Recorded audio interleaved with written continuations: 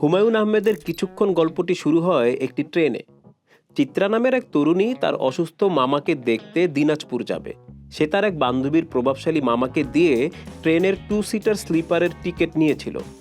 সে কারো সঙ্গে ট্রেনের কামরা শেয়ার করবে না, কিন্তু ট্রেনে উঠেই সে দেখে কামরায় তার সঙ্গী মধ্যবয়সী এক বৃদ্ধ।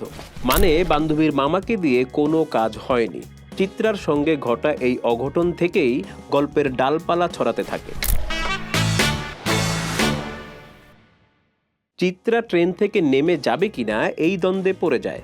ঠিক তখন ট্রেনের আরেক যাত্রী আসহাব চিত্রাকে প্রস্তাব দেয়, চিত্রা চাইলে তার কামরায় তার মায়ের সঙ্গে থাকতে পারে, আসহাব থাকবে চিত্রার কামরায়। চিত্রা মন্দের ভালো হিসেবে প্রস্তাব মেনে নেয়। আসহাব চিত্রার কামরায় থাকা বৃদ্ধের পরিচয় জেনে অবাক হয়। এই প্রবীণ ব্যক্তির নাম আব্দুর রশিদ উদ্দিন। তিনি বিশ্বের অন্যতম সেরা গণিতবিদ। ওদিকে আসহাবের মা সাজেদা বেগম চিত্রাকে নিজের পুত্রবধূ হিসেবে ভাবতে শুরু করে। চিত্রা ও আসহাব দুজনেই এ নিয়ে বিব্রত। আরেক কামরায় আছেন একজন মাওলানা এবং তার গর্ভবতী স্ত্রী আফিয়া। ট্রেনে একজন মন্ত্রীও আছে, আবুল খায়ের খান। ট্রেনে ওঠার পরপরই সে জানতে পারে তার মন্ত্রিত্ব কেড়ে নিয়েছে প্রধানমন্ত্রী।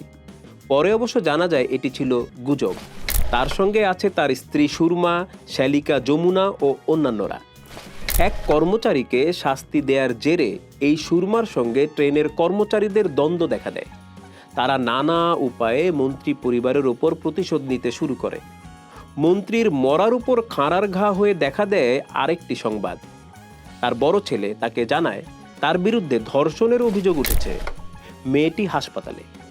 ছেলের দাবি সে কিছুই করেনি। আরও এক মা এই ট্রেনে আছে। সে তার ছেলের মরদেহ নিয়ে বাড়ি ফিরছে। ট্রেনের সঙ্গে পরিবারগুলোর গল্প চলতে থাকে। ফুটে উঠতে থাকে এই যাত্রীদের আবেগ, অনুভূতি, পাওয়া না পাওয়ার আনন্দ, বেদনা ও গভীর মানবিকতা।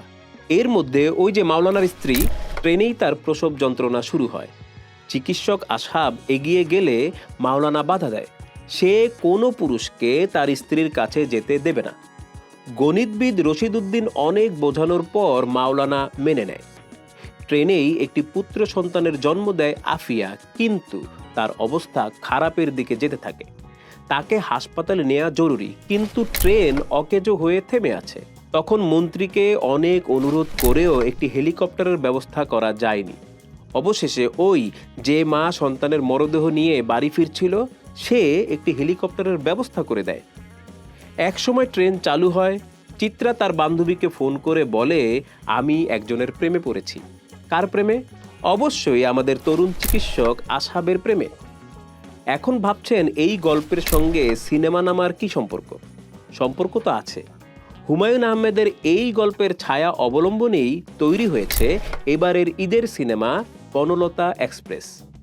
তানিম নূর পরিচালিত সিনেমায় অভিনয় করেছেন মোশাররফ করিম, চঞ্চল চৌধুরী, জাকিয়া বারি মমো, সাবিলা নূর, আজমেরি হক বাঁধন, ইন্তেখাব দিনার, শ্যামল মাওলা, শরীফুল রাজ সহ অনেকেই। এই যে প্রায় পুরো গল্প বলে দিলাম, তা কিন্তু স্পয়লার নয়। এটি হুমায়ুন আহমেদের গল্প। এখন হুমায়ুন আহমেদের গল্প আর এই সিনেমার গল্পের মধ্যে কতটা মিল বা অমিল রয়েছে তা বুঝতে হলে যেতে হবে প্রেক্ষাগৃহে। সঙ্গে থাকুন, দেখা হবে, কথা হবে সিনেমা নামার পরের পর্বে।